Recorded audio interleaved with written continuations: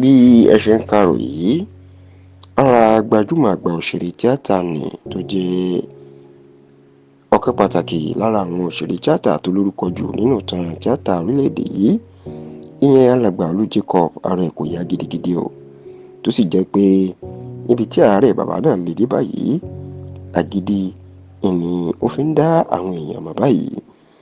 Ẹ rántí pé láti nǹkan bí ọdún díẹ̀ sẹ́yìn, ìní Olú Jacob tó sábà máa ń kópa nínú àwọn fíìmù elédè òyìnbó ní kò ti lè kópa nínú fíìmù mọ́, tó sì jẹ́ pé àìsàn tó ní í ṣe pẹ̀lú àgbà ìlú dá bàbá náà gúnlẹ̀.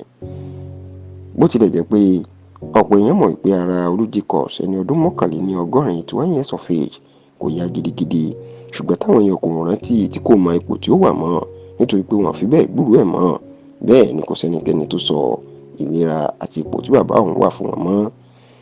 Ṣùgbọ́n nígbà tó sọ̀rọ̀, ìyàwó Olú Jacob tóun náà jẹ́ gbajúmọ̀ òṣèrébìnrin, arábìnrin Jọkẹ́ Silva, lásìkò tó ń ṣe ìfọ̀rọ̀wérọ̀ pẹ̀lú gbajúmọ̀ òṣèrébìnrin elédè òyìnbó ní Nancy Isime, ni ló máa jẹ́ kó di mọ̀ o wípé ara ọkọ òun kò yá gidigidi báyìí o.